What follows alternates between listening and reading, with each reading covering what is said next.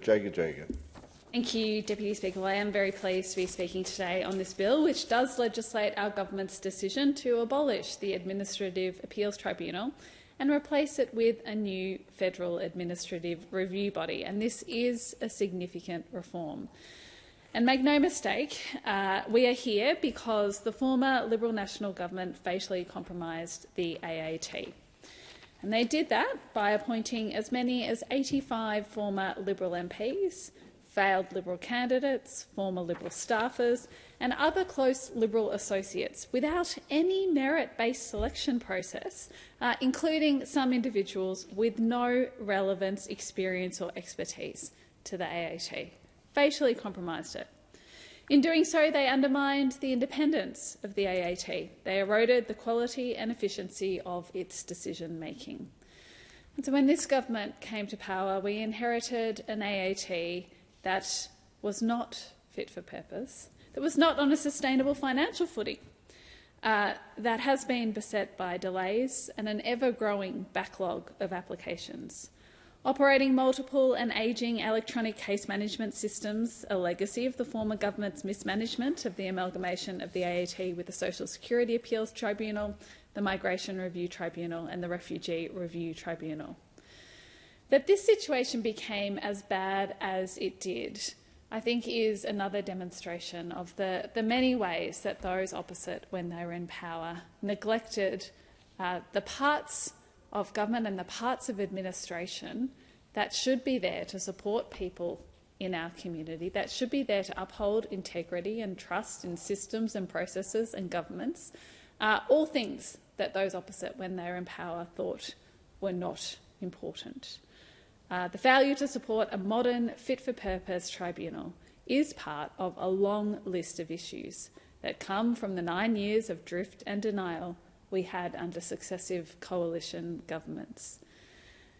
And these issues with the AAT come at a very real cost to the tens of thousands of people who rely on the tribunal each year to independently review government decisions that do have major and sometimes life-altering impacts. And these are decisions everything from whether an older Australian will receive an age pension, whether a veteran is compensated for a service injury, or perhaps whether an Australian with disability receives an NDIS package for essential support.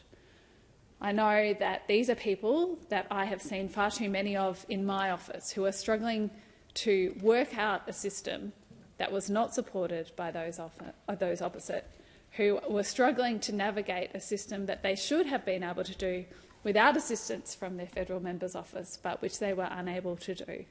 These are the situations our government is trying to clear up, to fix on behalf of the Australian people with this bill.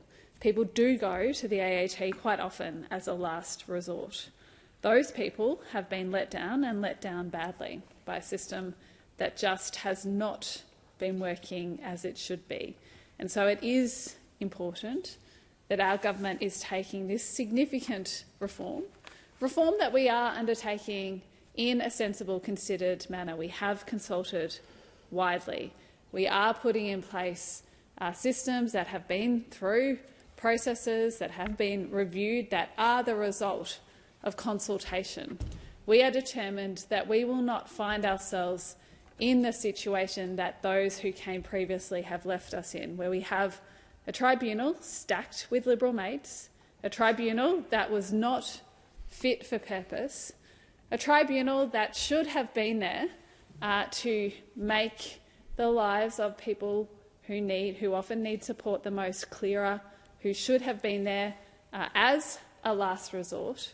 That tribunal was clearly not fit for purpose. So it is entirely appropriate that the Attorney-General has consulted widely, that the Attorney-General has taken action to put together what will be a new reformed body, and that in passing this legislation through this House, we are saying as a parliament that Australians should expect better, that Australians should be confident that this type of institution is free from political interference, that it is set up to serve the interests of people who most need it. And that is what people are getting through this bill, through this work this government is